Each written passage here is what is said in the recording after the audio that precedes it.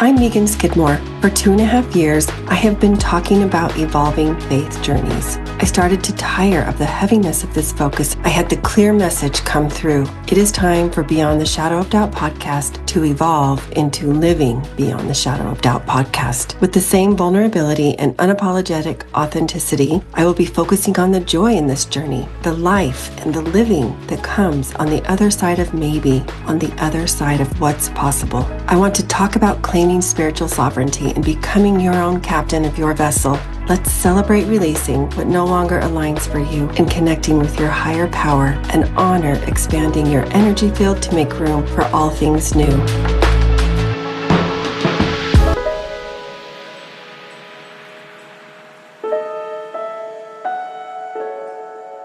The vibration is high this month on Living Beyond the Shadow of Doubt podcast. Pretense is dropped and caution thrown to the wind in each interview. I'm dropping a new episode daily, spotlighting one of the amazing, soul-led, heart-centered authors of Joan of Arc Publishing, or JOA Publishing, founded by Kira Brinton. Like the namesake for this publishing house, each one embodies the fearless, God-centered spirit left by the legacy of Joan of Arc. Make sure to subscribe so you don't miss a single one.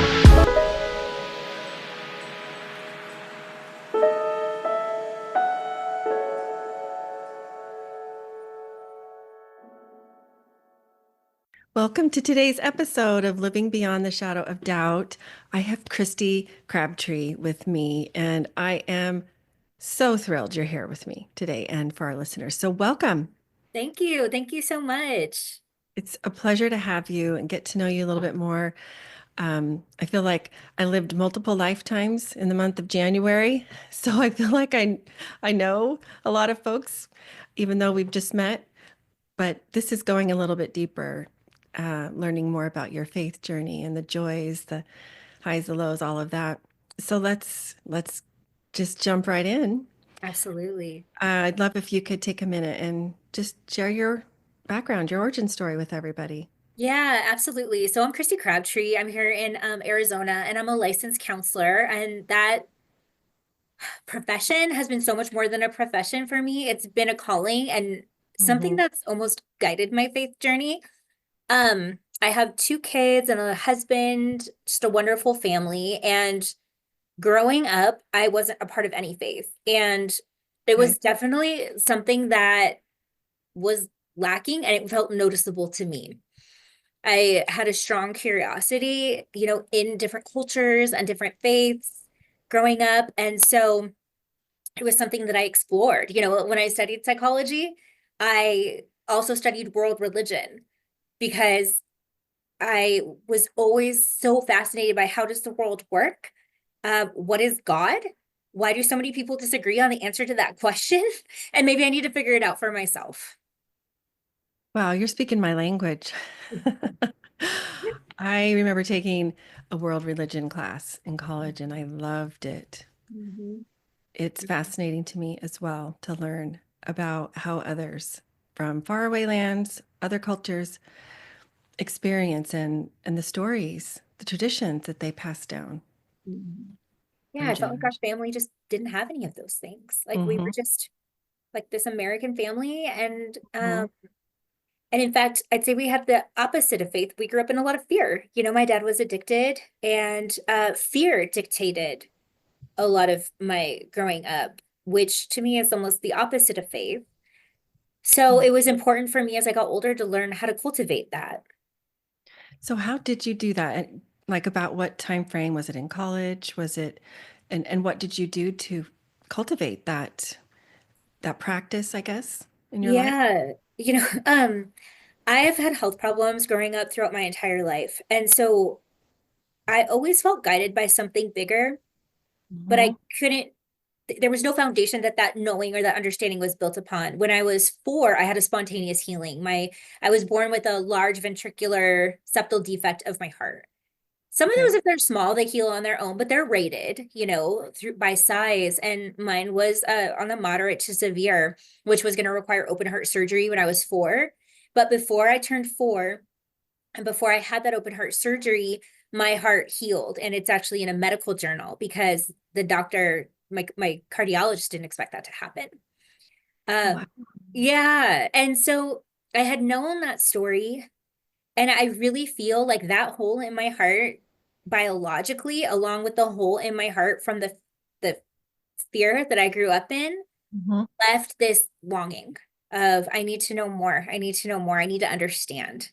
And so I tried Christianity, I tried traditional religions, but the dogma of it, like, Mhm. had this really rebellious side of me, and it just didn't seem to fit. Like, I wanted to experience God, and the rebellious side of me didn't like to be told that because I wasn't a male or couldn't be ordained or something, that I couldn't have an experiential relationship with God.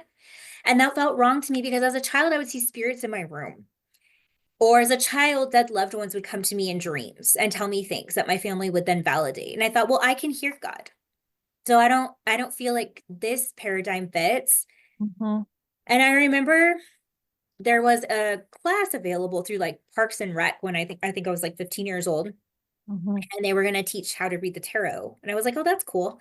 And so I would walk to this class, and some of the women there, they were all in their like late 40s, early 50s, and they kind of took me under their wing and wanted to teach me some skills. And so I would walk around, like my Bible at the time was this book by Anna Dea Judith about the chakras, because for the first time that made sense.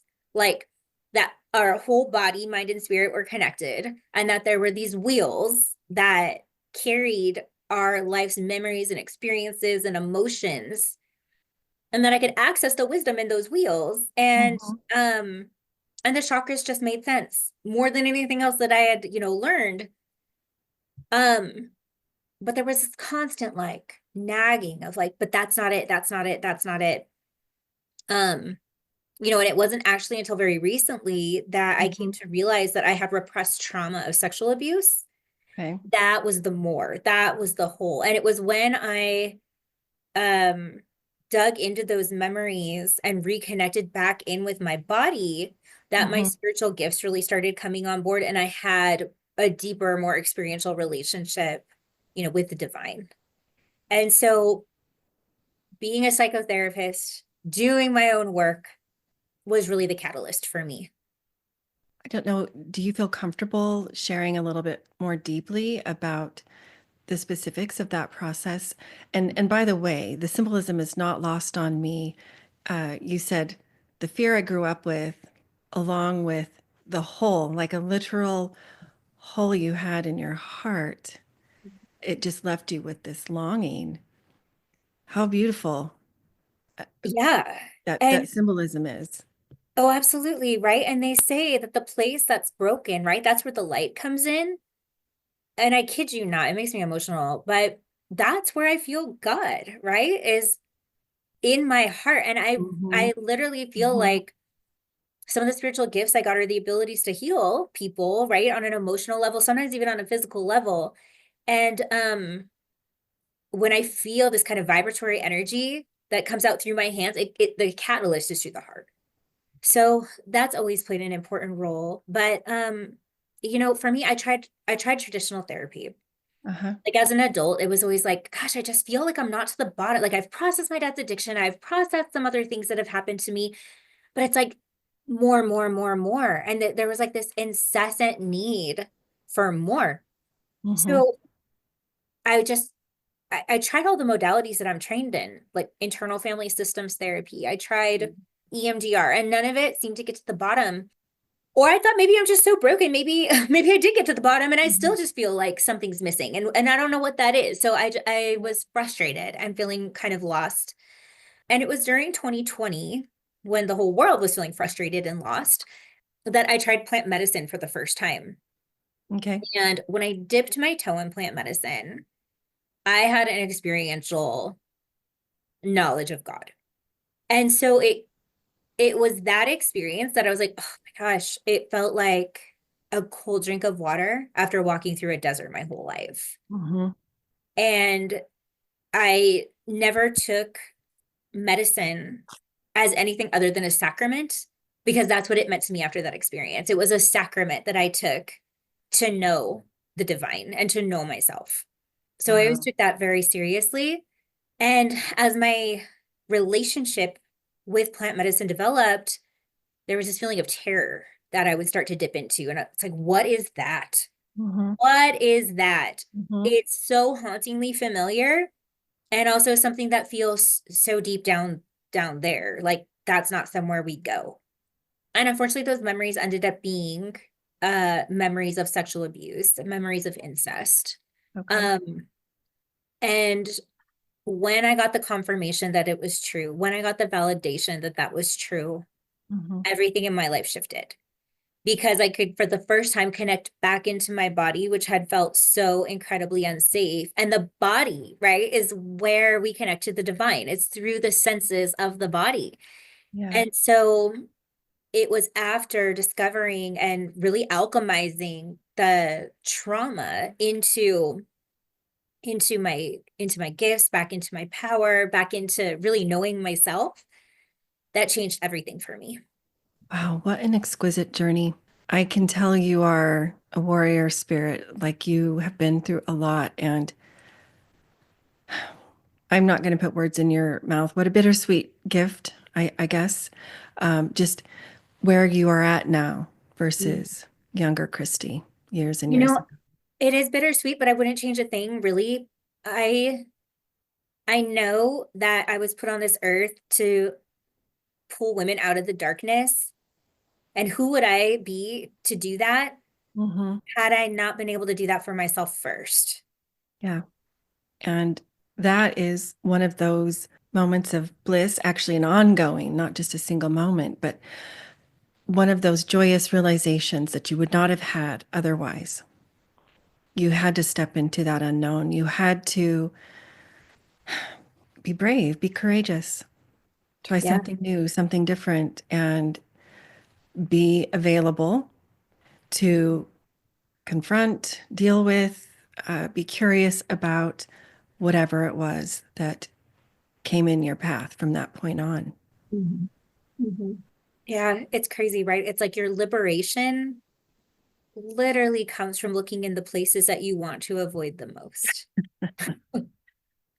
The stone you don't want to unturn, that's the one where you're going to find, Oh, your path, oh. your truth.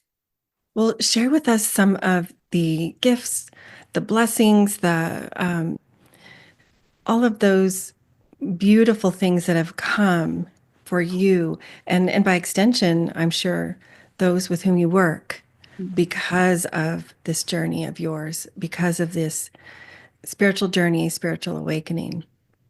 Yeah, in my office with my clients, I'm able to trained and able to take them through ketamine journeys, which is legal here in the state of Arizona. And I have a doctor on staff to medically supervise the whole thing. And what's really beautiful is it's been spirit who's taught me how to guide people.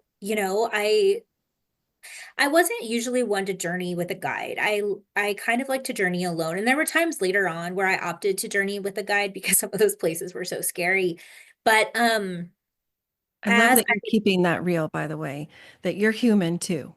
yeah, And just because something is a gift for you doesn't mean that you're not going to be human in that unveiling or discovering and learning about it. Anyway, I just wanted to validate and yeah, thank thank you you. for being human. Yeah, no, for sure. But I feel like I've learned the most from my non-human disembodied guides. They've showed me symbols to use, they've showed me modalities to use, energy work to use with my clients to help safely, bring them, prepare them to go to these places, to explore their trauma safely, and then to be able to really activate their gifts.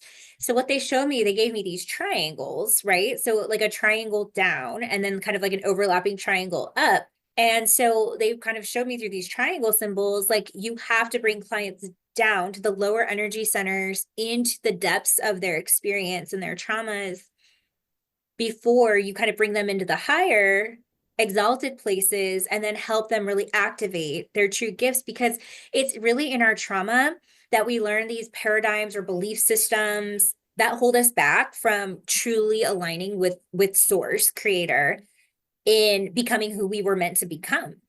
When we're stuck in fear, when we're stuck in needing to play small so you don't get in trouble, or whatever those things are that we learned, you can't activate yourself to that highest timeline. And so I'm able to kind of use a blend of traditional psychotherapy to safely help people prepare for these journeys, and then use more spiritual techniques when we get into the medicine sessions, which has profoundly changed, clinical outcomes, client experiences, and it's a little bit on the fringe because in psychotherapy, we're not allowed to talk about spirit guides. But I'm like, we need to talk about spirit guides and those kinds of things. But you have your own practice, correct? Mhm. And Mhm. so you consider yourself a holistic practitioner.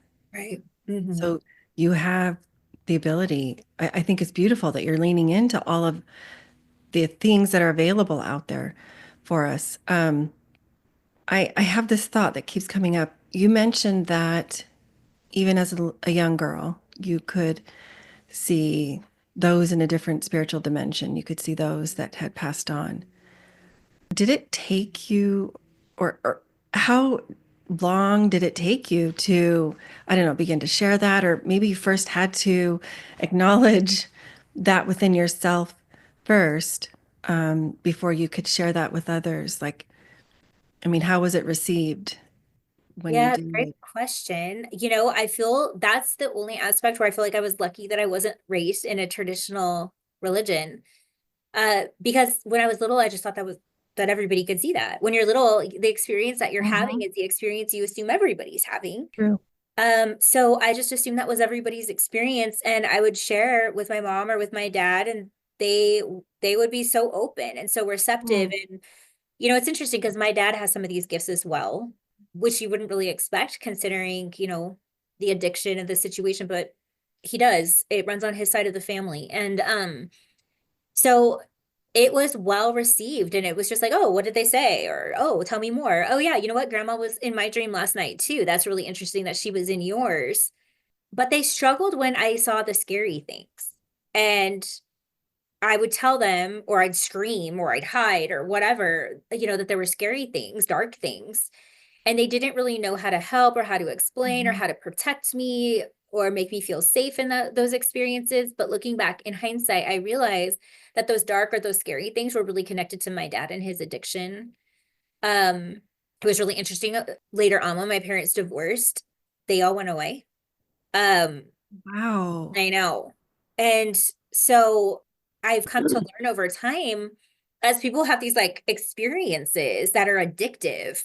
If a spirit dies addicted, they still want to feel the fleshy, like good feelings that came with the dopamine hit of that addiction. So they hang around people who are doing those things so that they can kind of vicariously experience it. And so people who live in a lower vibrational state attract like energy. There's Mhm. resonance, or a place for Mhm. those spirits Mhm. to land in that person's energy field, where if you don't have a lot of fear, you've dealt with a lot of your trauma, you're going to vibrate a little bit higher. So those darker entities have nowhere to land. Mhm. Like they can be in your field, but you're not even going to experience them because they're dissonant in your Yes. energy field. So my spirit guides have taught me a lot about coherence and resonance in why people have different experiences spiritually. Wow. So for someone who is listening to this and maybe these concepts are, this is the first time that they're being introduced to them, how would you explain this concept of your vibration being high or low? You mentioned a minute ago your vibration might be high such that you wouldn't be picking up on, you know, some of these other things. Can you, in layman's terms, I guess, Yeah, share what you mean by that? absolutely.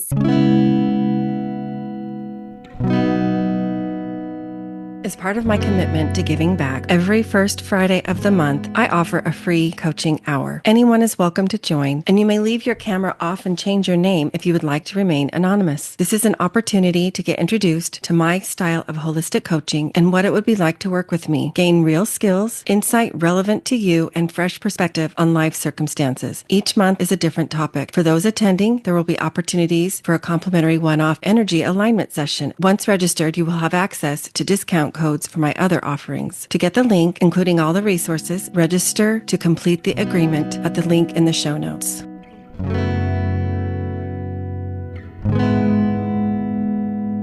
So, Hawkins is an author who had a really cool book about this called The Eye of the Eye. And he had a scale, actually, a vibratory scale where he could like measure people's frequencies. And so when you think about a vibration, it's just a frequency, and everything is frequency, and frequencies vibrate real fast. And those fast vibrating frequencies are considered high, and the slower vibrational frequencies are more dense and they're considered low. So it's kind of like a density or a vibratory scale. And when we feel celebration, joy, elation, freedom, those kinds of feelings, we're vibrating really high, and we can feel it. We feel light in our energy, right? Like when we're at a concert and we're dancing and we're literally out of our minds because we've checked out, because we're so in the moment, like children are so in the moment. And so when we're in that moment, we're vibrating really, really high. And over time, though, the more life experiences we have, if we, hold back and we don't share and we don't process through them and we don't heal our traumas, they have a weight, they have a density. And when our voices are restricted because we have a lot of fear, or we don't have supportive people in our environment, or we're hateful or judgmental or have a lot of shame accumulated, our we can really get weighed down. So our vibrations are a lot like the weather. There's mood states that kind of shift and they come and they go, but maybe our baseline is kind of like Arizona, where it's like hot, high vibration all the time. There's hardly a cloudy day, never any rain. But if we come across a lot of trauma and we get real clogged up in our energy centers and real weighed down, it becomes a little more like Seattle. Like the climate starts to shift, and like it's not just a coming and going storm. It's like there's a lot of rain, and that lowers our density, lowers our vibration. Kids are like an amazing example. Like you're a mom, and when you have a newborn, you feed them carrots, when they're like 9, 10 months old, and like 20 minutes later they have like the perfect orange poo in their diaper. And like Yeah. I almost like get trauma as like constipation. And vibration is like constipation when we kids are really great because they're the same way with their food and their digestion as they are emotionally. Like kids can be going along so happy, and then they stub their toe and they're gonna scream and they're gonna shake and they're gonna let it out, and then like they're back to their baseline as if nothing happened. That is such a good way of putting it. That's so true. But as adults, like we have a grudge against somebody and we're gonna like hold it and rationalize it and justify it, and then not want to see them for coffee anymore and whatever, and we just hang on, and it's like that emotional constipation and it just starts to build. Wow. So that that's kind of gross, but that's how I look at our vibrations. No, it's actually, I'm sure anybody listening is always going to remember what it is meant by a high vibration versus a low vibration. I'm a visual learner. I love to learn in metaphor and simile and examples. So no, that was perfect. Really well explained. So thank you for taking the time to do that. So tell us about your story. Have you written your book? Are you in the process of where are you with that in relation to your work with Joan of Arc Publishing? Yeah, absolutely. I've written my book. Okay. I'm meeting with Kira tomorrow to hit submit and get it into editing. So Okay. I am hoping that Sacred Revolution will be released to the world end of April, early May, I'm thinking. But it I'm is hoping done. for mine too. Oh, really? Are you in the same place with that? Yeah. Uh-huh. Awesome. Yeah. Yeah. So it's called Sacred Revolution. Sacred Revolution. And it really just kind of details my healing journey as an example of some of these principles that spirits taught me throughout, and kind of detailing some of my psychedelic experiences that really contributed to my healing journey. And what's interesting is, and what I think is important for the listeners to know, is healing's contagious. When one person in a family takes radical responsibility for their lives and start to heal, going back to that concept of coherence, which we didn't really talk about much, what starts to happen is there's like this coherence in a family where we all kind of agree on these patterns of behavior, and that just becomes safe and comfortable, even if it's a little bit dysfunctional. And as Yeah. one person starts to heal, they become this like disruptor energy in the Yeah. family. Mm-hmm. And that disruption is going to create upheaval in the other family members because you're like, oh, I'm not comfortable here. Like you're speaking truth. You're saying things that make me really uncomfortable. You're calling me out on behavior. You're wanting honest conversation. That's uncomfortable. And so, it's interesting because in families, when this happens, they're either going to eventually come along or that's going to create this chasm, this gap that gets further and further. And so it holds people back in their healing journey sometimes because they get so afraid of the unintended consequences of healing. Yeah. Because sometimes they realize that maybe that relationship isn't right, or maybe we need to really reinvent the way we communicate and put this work into our relationship or whatever. And so I think it's just important to realize that there's like this ripple effect that as one person changes, there's a ripple effect, and it's all good. But it can be really, really challenging to take the emotional risk and walk towards your healing. So I just want to honor anybody on this path because it's not an easy path.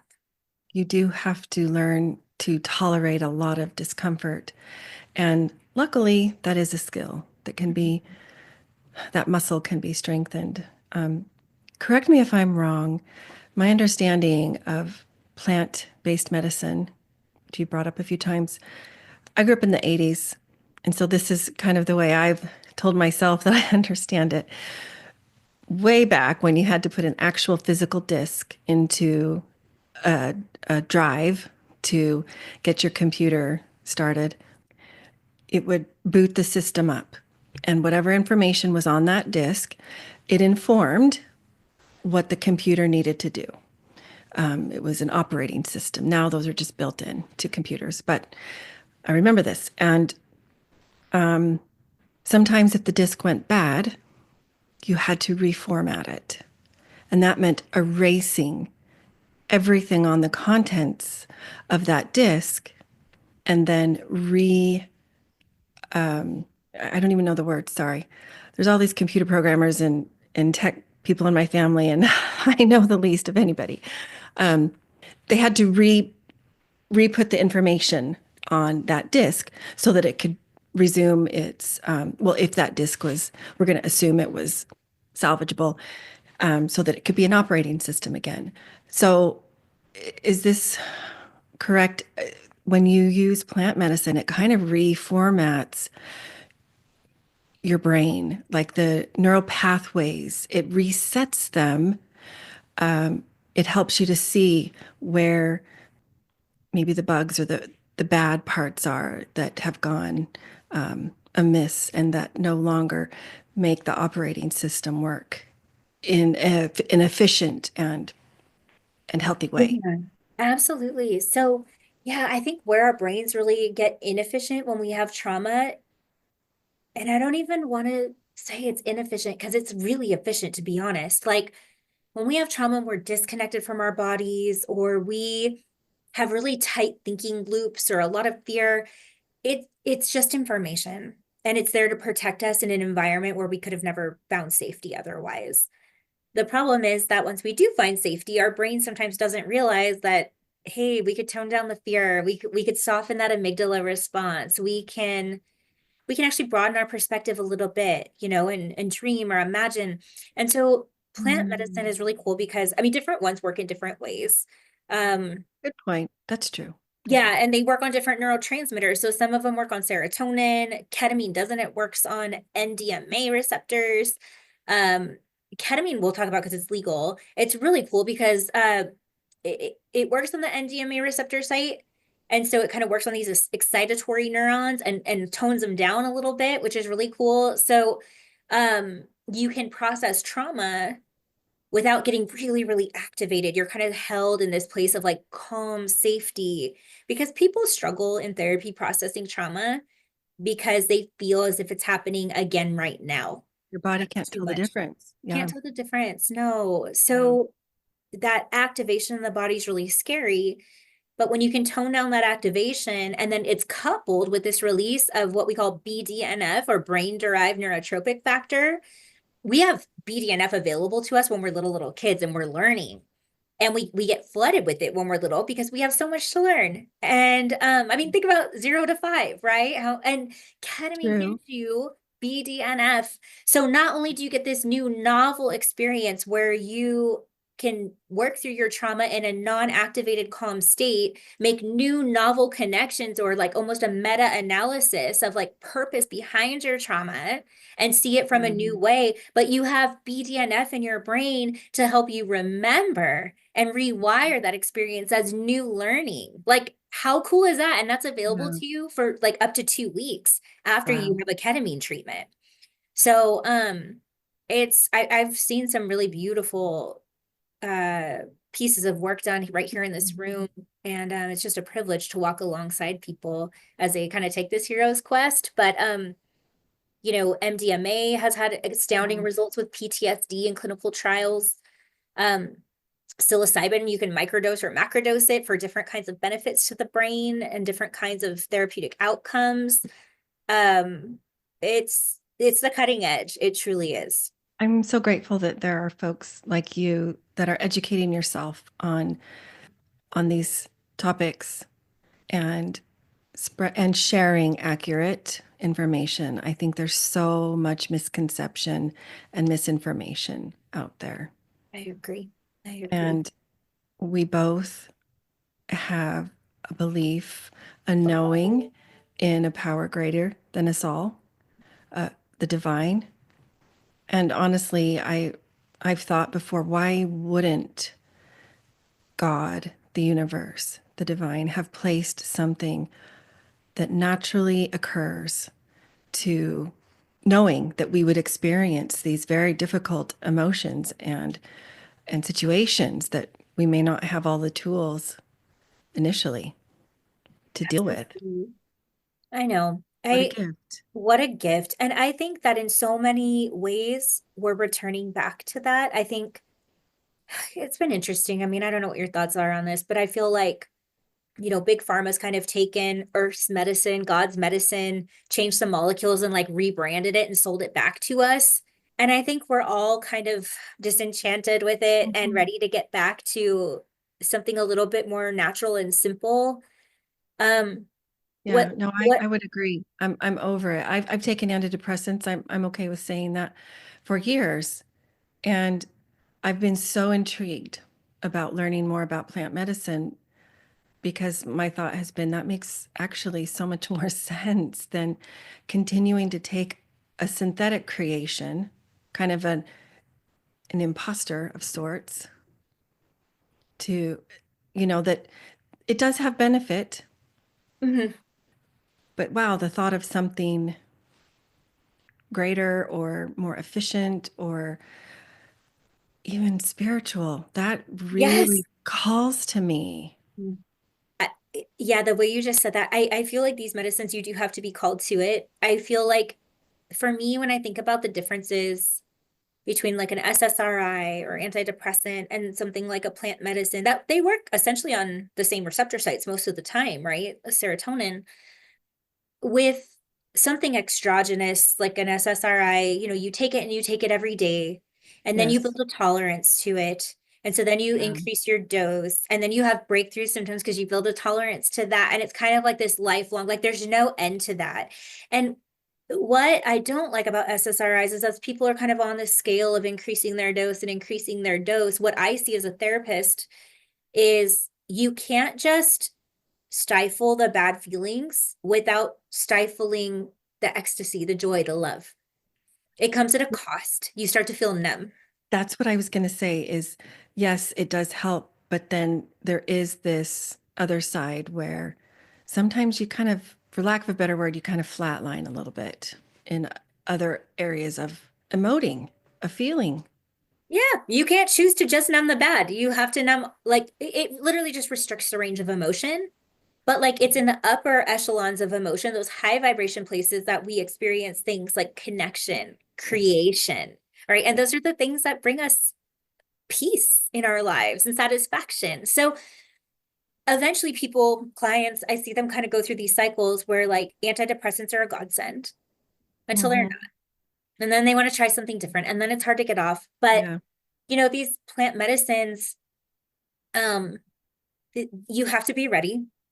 I think it takes a skilled clinician to help you be prepared. Like I like to work with people's ego states to make sure that they have a full mind, body, spirit, yes, before taking that sacrament.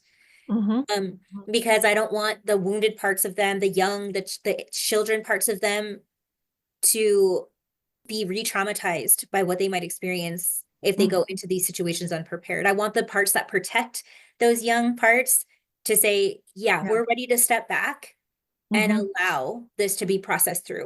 Mm-hmm. So we spend a lot of time preparing, and these medicines, what's nice about them is they're not going to restrict your range of emotion over time. You don't become dependent on them over time. They're almost anti-addictive in a lot of ways. They can actually help heal people with other addictive disorders because addiction is rooted in trauma. So, there's a lot of benefit. Of course, there's some people who should never use them, people who have had, psychosis in their background, bipolar disorder. There's Mm-hmm. definitely some contraindications. It's not for everybody. Yes. And at the end of the day, the biggest thing for me is like, if you don't have safety Yeah. in a relationship with somebody, if you don't have a safe place to call home or like a loving person that you can share your experience with, it's not a good idea to do these things because you really need a safe container Mm-hmm. to come home to, because integration is key when you're working with plant medicine. And that means being able to share it with like a loving partner or friend or somebody who can help hold these things for you as you're processing through. So That makes safety sense. is key. Yeah, that makes sense. Thank you for emphasizing that. Uh, wow, Kristy, I had no idea how our conversation would go, but I am so appreciative of this information. And I would love to leave your contact info, your website, in the show notes so that folks that want to find out more are able to do that. Now, I know you're in Arizona, Mhm. Mhm. but you can still inform yourself regardless of where you live and educate yourself because it is a more up and coming topic. I really appreciate this movement that I feel happening toward um, elevated mental health, emotional health, and emotional intelligence, right? We are peeling back the layers from previous generations of unhealthy communication, of unhealthy relationships, of pushing things under the rug, ignoring them, closing the door, pretending they don't exist. And Absolutely. and these next generations are not having any of it. Mhm. Thank God. Yeah, It's time. it is. Mhm. It is so time. In my lifetime, I'm older than you. I remember when people wouldn't talk about these things. It was like shameful to admit if you had concerns or struggles or whatever. And I'm just so grateful there's so much more education and research and information available because just like we all have physical health, we all have mental health, we all have emotional health and spiritual health, and they are all connected. They are all intertwined. Mhm. And I think we are the generation, right, that's appointed to do it. Our parents, Mhm. our grandparents, I mean, they lived in a different time where Mhm. they couldn't talk about these things. They couldn't express the way that we can express. And my hope is just that our generation is the one to feel it and to heal it so that our children can live more authentic lives and reclaim their wholeness sooner and just create a more beautiful planet. For sure. For sure. Mhm. I agree. Well said. Very well said. So, my last question for you, I ask all of my guests, which is reflective of what I call my podcast. And so, my question for you is what does living beyond the shadow of doubt mean to you?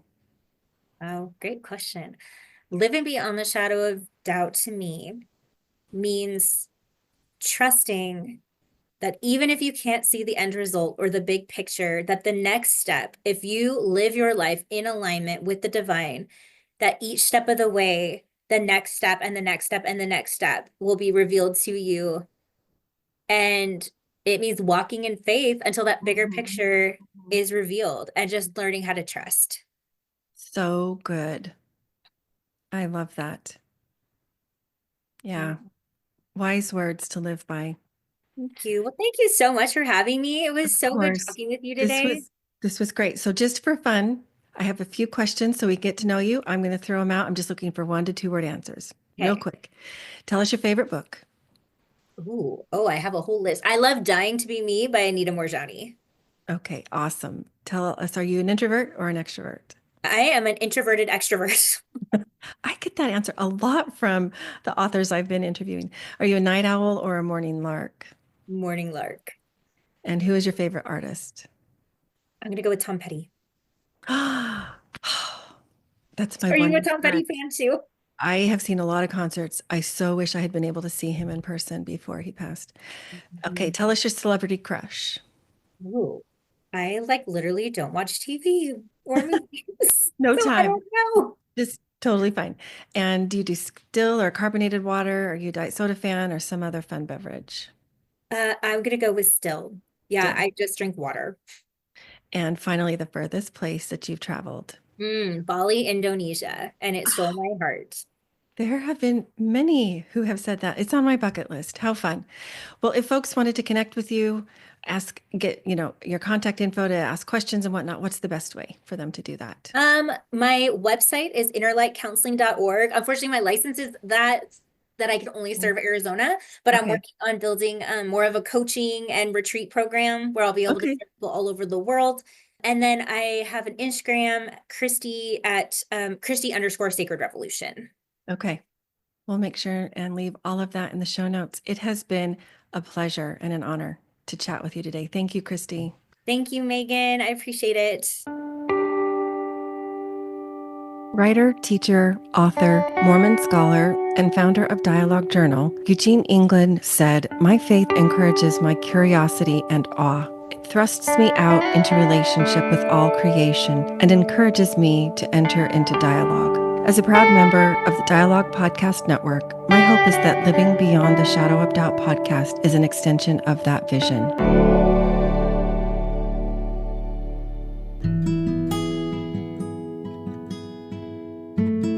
Visit meganskidmorecoaching.com to find this podcast and additional free resources, including the link for a complimentary coaching session. Follow me on Facebook or Instagram for more, or to send me a DM. Help the podcast grow. Please follow, review, and share with a friend.